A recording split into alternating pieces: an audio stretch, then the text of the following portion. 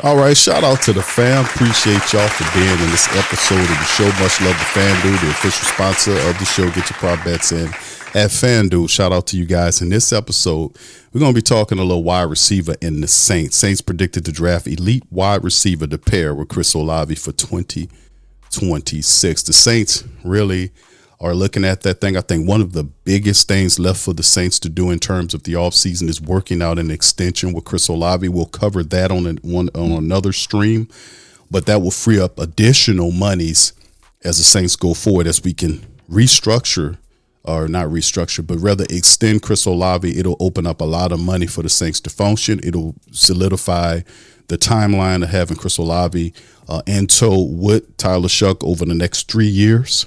Because it could be a 3 or 4 year deal.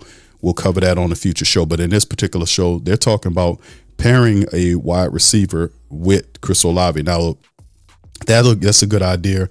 Like I said, we have Devine Vele, we have Jalen Polk, we have a bunch of other really good wide receivers in the wide receiver room for the black and gold that we kind of heavy-handed with our wideouts, man. If you take, let me get this up on board. Check a look at this, fam. This is what all of our wide receivers. Damian Elford, that's Moose Elford, the Canadian, 6'6", 210. You see Kevin Austin Jr., 6'2", 200, second-year man. Ronnie Bell, the third-year man, wide receiver, 6 feet, 192 from Michigan. Elijah Cooks, the practice squad wide receiver, 6'4", 215, second year out of San Jose State. Bub Means, who is 6'2", 215, second year out of Pittsburgh. Chris Olave's there, who's the most proven out of all of them in his fourth year out of Ohio State. Trey Palmer, a blazer that we got last year. We got him hurt. They kind of shelved him for him coming back this year out of Nebraska in his third year, 6'1", 190. Dante Pettis, return man in his 7th year out of Washington. Jalen Polk, who they traded for last year, 23-year-old, 6'1", 200 plus out of his second year out of Washington. Mason Timpton, 5'11", 187, second year out of Yale. Samari Turi, 27 years old, 6'1", 196, 3-year man out of Nebraska. Devine Vele, wide receiver, 6'5", 210, second year man out of Utah. And those are all our wide receivers. So you got 3, 4, 5, 6, 7, 8, 9, 10, 11, 12 wide receivers currently on your team. 12 of them. It's the deepest room so far of the team that you have, to be quite honest with you. It's a lot going on there, but you can never have too many talented wide receivers, especially if perhaps the Saints, what if, and I'm not saying that it is, what if it could be a situation where Chris Olave is not in the long-term range of the plans of the team because they might not want to pay the $30 million. I'm not saying that's a fact. I'm just saying, what if, as an insurance policy, that the Saints, because he'll play under this 1-year agreement, or this remaining 15 and a half, the 15.4, I think it is, on the final year of his rookie contract. But what if they can't agree? Could this be a year in which the Saints go for an insurance policy at wide receiver position?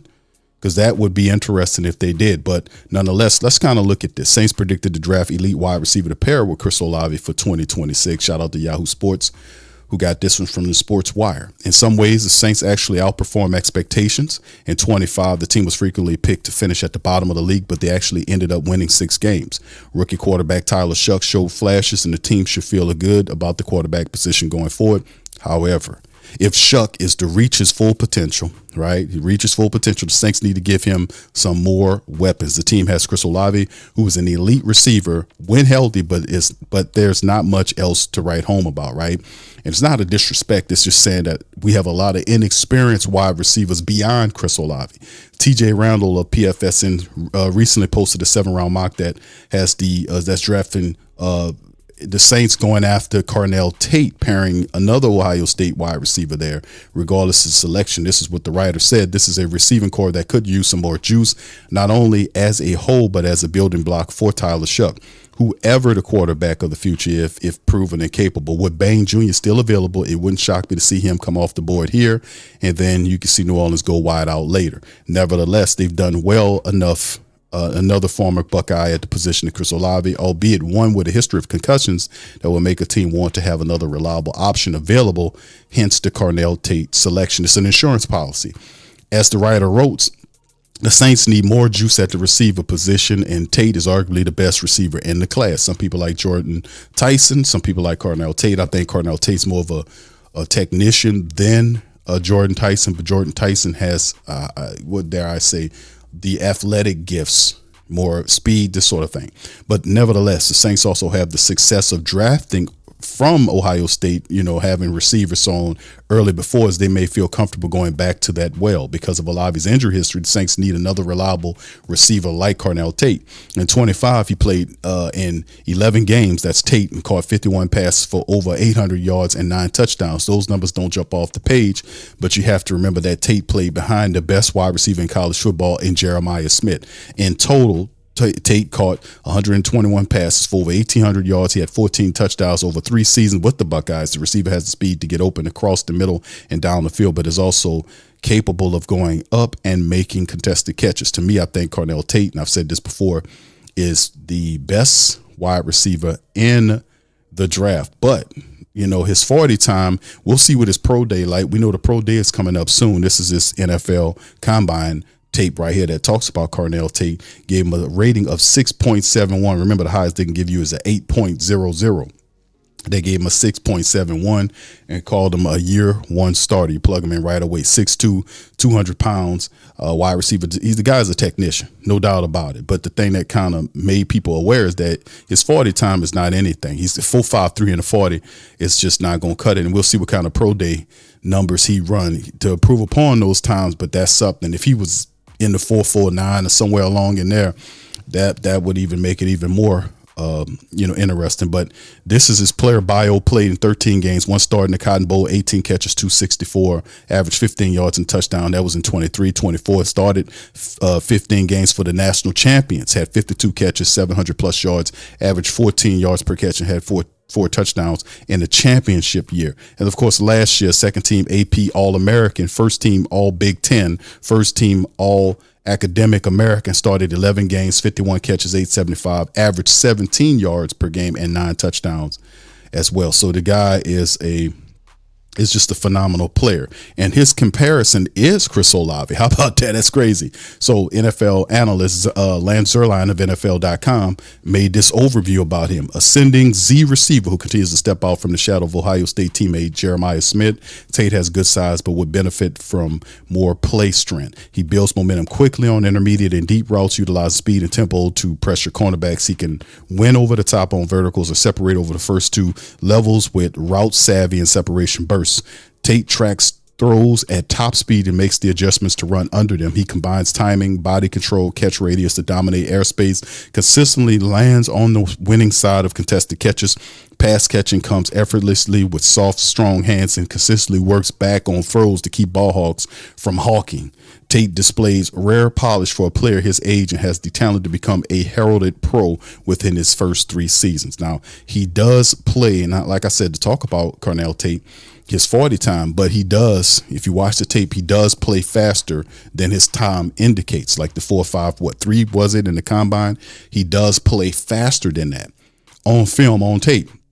The route running, his route tree is off the chain. He's a good blocker and really smart on how he does it. And Carnell Tate is very polished. That's the correct term for him. But they look at his weaknesses and they talk about his strengths: plus agility, speed, body control, slips, press, gets into stride quickly, vertical advantage, consistent route runner, route tempo, play speed, overwhelms, stop and go type thing. No wasted motion. Everything's a fluid situation. Works back on most throws, right? Eliminating playmaking angles for him, reading the ball well, understanding when ball is underthrown and how to adjust to it. Spatial awareness is off the chain. This is a good one. Impressive win rate with catches. When he goes up to get it, he gets it, and they don't. Outstanding ball tracking, dominates the airspace.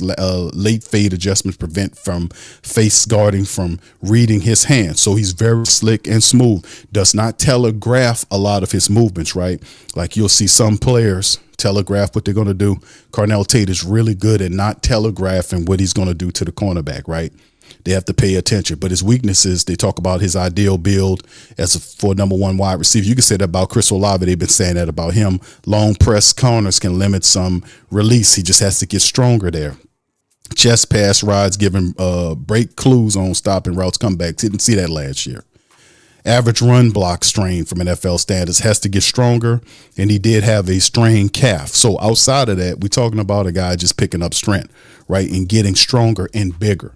Would that be the case with a guy like Carnell Tate, who's a true technician? So all we talking about is just getting him stronger.